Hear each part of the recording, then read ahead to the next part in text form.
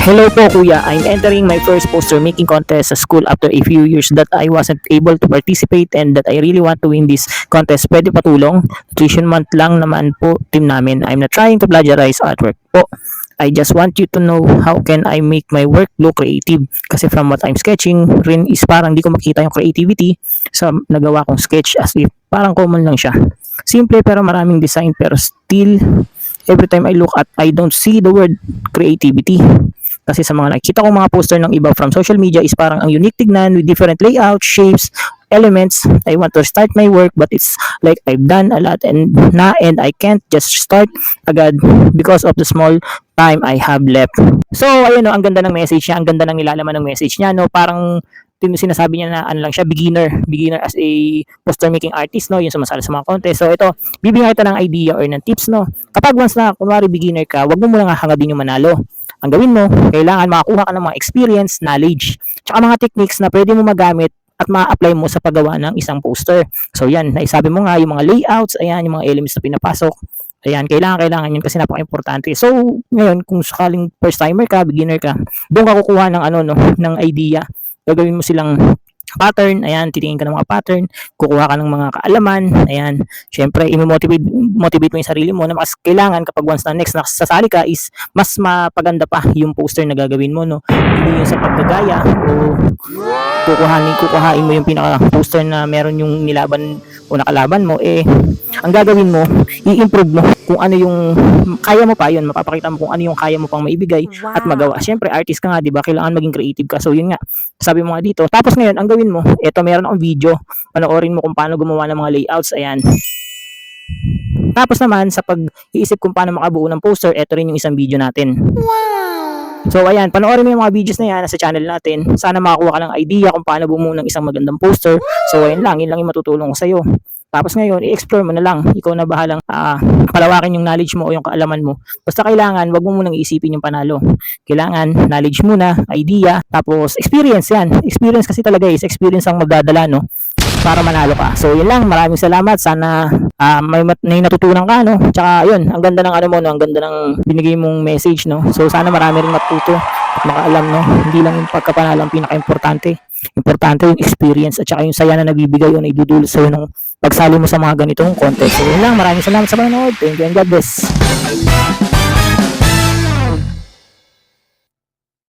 Yo, sa mga naghahanap ng poster making about sa mental health awareness, no? So, ito, bali wala akong gawa, no? Wala akong sa tema na to, no? Sa mental health awareness, no? Pero, meron tayong preview, so, nakaraang gawa, no? Bali matagal na to, inilaban natin sa contest, SK Barangayan.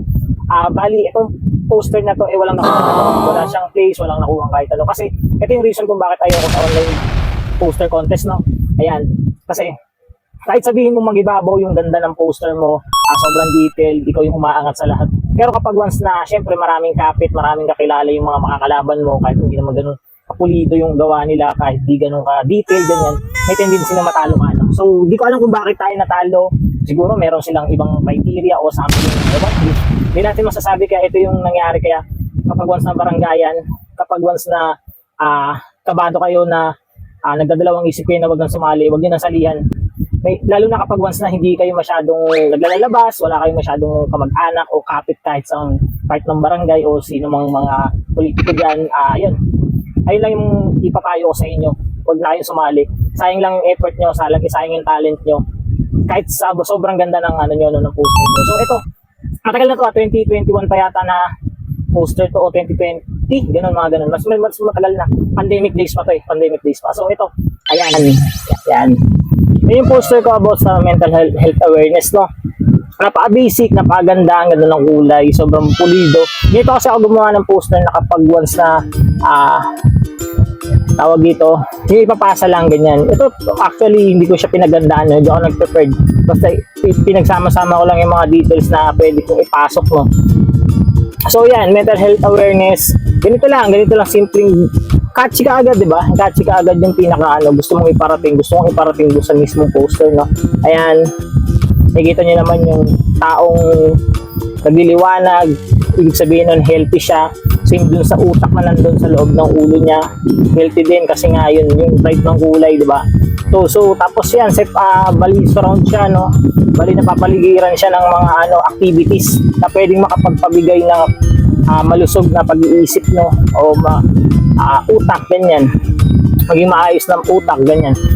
So yan, sa baba, pamilya, buong pamilya, kumpletong pamilya, maayos na pag-aalagas ng pamilya, ganyan. Yan, di ba parang meron din siyang bakod, no? So may barrier siya, no? Nakita niyo may barrier, ayan. So sa barrier na yan, may mga symbols din. Nandiyan yung proper na pag-inom ng tubig, kalusugan, yung health, yung Red Cross na na symbols, yung puso, pagmamahal, ayan, yung religion, yung cross na pwedeng gamitin yung symbols ng religion, yung pag-angat o pag-unlad, yung araw na pataas, ayan. Tapos sa paligid, sa magkabilang side nung pamilya, merong tamang oras ng pagtulog, ayan, yung may batang natutulog, nakikita nyo naman sa baba. Tapos meron dito yung proper, siyempre yung sanggol ka, breastfeeding, ayan, tamang nutrition, di ba, sa nung kabataan mo, nung bata ka, nung baby ka, ayan. Meron din yung calendar, di ba, sa bawat paglipas ng araw ng buwan, yan, di ba? Bali, tinatantosan natin yan kung serve sa mga birthdays, ganyan, mga celebration na ginaganap. Tapos the next one, sa taas naman, meron yung batang ay nagja-jogging, nag-exercise, nag-ehersisyo, di ba? Napaka-importante noon ay yung batang may dumbbell, batang tumatakbo, nag-exercise siya, di ba? Tapos next naman yung nag-aaral since ng pandemic, ayan, mga nagbabasa ng aklat, yung online class through internet, yan, di ba? Yung mga naka-online class. Tapos next, taas naman ay tamang pagkain, ayan, tamang proseso ng pagkain, ano ba yung mga dapat kainin, kailangan pasok din yung go, grow, and glow foods, ayan, yung mga sustansya na kailangan ng katawan ng isang kabataan, pati yung basta ng isang normal na tao, ganyan. Tapos ayan, yung ma-achieve mo yung goals mo, no? Yung goals mo, ayan, nakagraduate ka na, meron ka ng diploma, pagsuot ka na ng toga, ayan naman. Next naman is yung ano ba yung mga achievements mong makuha, ayan, yung mga awards, ganyan. Tapos next naman is yung opportunity, job opportunity mo, no? Sa taas, pwede ka maging doctor, nurses, ayan, di ba? Ang mga tamang consultation, ayan, yung nakikita nyo naman, di ba? Tapos next naman, ayan, yung magkakaroon ka ng trabaho. Meron yung iba naman kapag once na hindi sapat yung yung nakuha nilang achievement, pwede naman yung iba, yung mga blue collar jobs, no? Ayan, yung mga drivers natin, pwede yung mga ganyan, transportation, ganyan. Tapos syempre, yan, kasama rin yung sa taas naman, yun yung magandang kapaligiran, maayos na kapaligiran, nakatulong din yan, syempre tahimik na kapaligiran. Tapos ayan, yung mga tawag dito, infrastructure, di ba, makatulong sa maayos na trabaho, ganyan, di ba, pasilidad, ganyan. Tapos next naman, yan, nakikita nyo, di ba, yung mga symbols dun sa sa gilid naman, yung makikita kayo yung mga social media na symbols, ayan, tawag dito yung mga bola, yung mga tumutukoy nga sa sports, mga pwedeng gamitin. Tapos the next naman sa kabila yung mga symbols ng pag-aaral, ayan, yung mga additional sign, action sign, yung mga numbers, ayan, diba? Tapos sa kabila yung go, grow, glow foods, ayan. Tapos syempre, hindi mo mawala yung symbol number, yung yung medical symbol, no, yung tungkod, yung wand ng medical, no. Tapos yung torch, di ba? Pag-unlad, ganyan, sinusulat unlad, tapos naglagay din ako ng tao sa taas, Pilipino, bilang isang Pilipino, ano din nagagawa mo, di ba? Yung parang gano'n. Tapos syempre yung simbolismo ng araw, yan, di ba? Yung liwanag. Tapos, ayan, naglagay lang din ako ng mga extra details, di ba? Yung sa taas, yung mga buildings, tapos yun, yung sa electricity, ganyan, o kaya sa futuristic na idea, yung sa taas, nakapasama yan, pasok na rin yan, di ba? Ganun lang. Tapos ngayon, gumamit tayo ng mga separators, no? Separators, ito yung mga yellow gold na makikita nyo, no, na mga item, no? Next poster natin, ituturo kung ano ba yung kahalagahan o yung importance ng separators sa isang poster. Once na advanced na yung technique mo sa paggawa ng poster, na iba kasi gumagawa ng poster is parang yun lang, pinagsasama-sama lang yun yung mga details, idea, ganyan. Pero kasi napaka-importante na separators para sa amin, para sa aming matagal nang gumagawa ng isang poster kasi nagkakaroon siya ng division. So next video natin, i-explain ko yun Bali, idudugtong ko dito sa pinaka-video na to. Pero ito muna is tumutukoy muna sa poster ng mental health awareness. Ayan, check nyo lang yung poster na yan, no? Yung mga separators na yan, yung lapis, ayan, yung paintbrush. Bali, ano rin yan, ha? Bali, yung pagka-apply ko ng separators, tumutukoy din sa pag-unlad, no? Sa growth ng isang kabataan, no?